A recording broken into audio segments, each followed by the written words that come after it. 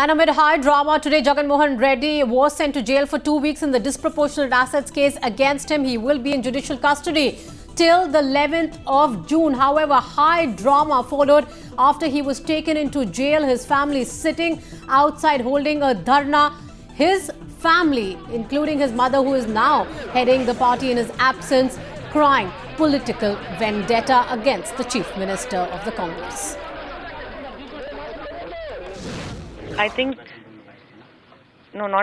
know it's the Congress High Command, because my husband did not listen to her and he went ahead with the Odarpu Yatra. He went ahead with the tour that he wanted to do. Congress party, nor the state government, nor the central government is involved, or the order of inquiry is not done by us. This is sheer injustice. And what evidence do they have? Absolutely nothing. They cannot pinpoint one particular thing and say this is it. This is injustice. The police are not allowing the family also to protest. Yes, exactly. They've lifted us from there. Literally, the violence is not from our side. It's from the government side. If they have gone to an extent of trying to tell the people through Mrs. Rajshekhar Reddy that even the accidental death of Rajshekhar Reddy is suspicious. We are condemning such acts which they are trying to get political sympathy out of their financial irregularities or out of the death of Rajshekhar Reddy. The CBI counsel told the court that Jagan Mohan Reddy cannot claim to be a political victim.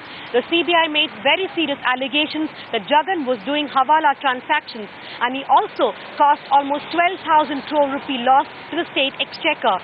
Jagan's counsel meanwhile claimed that his arrest was a politically motivated one, as it came just 2 weeks before the by-elections. With Aslesha Beliappa in Hyderabad, Dhanya Rajendran for Times Now.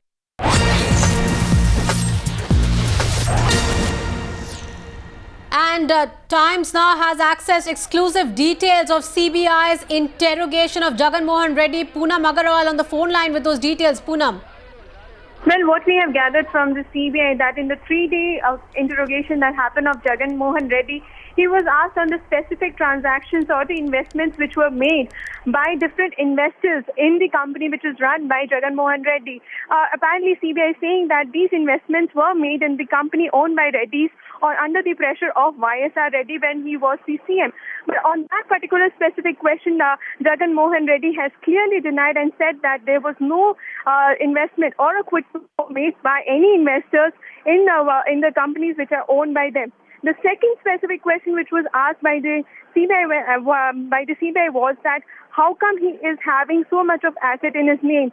On that question, he said that he has sold off several shares of a company which is owned by him. It's a cement company, and on the basis of that, he got the huge amount of assets. So these are the two specific questions which were asked by the CBI, and he also said that no favor were given by his father to any companies. In fact, he blamed his another person, Vijay Raj Sethi, who actually managed the investments.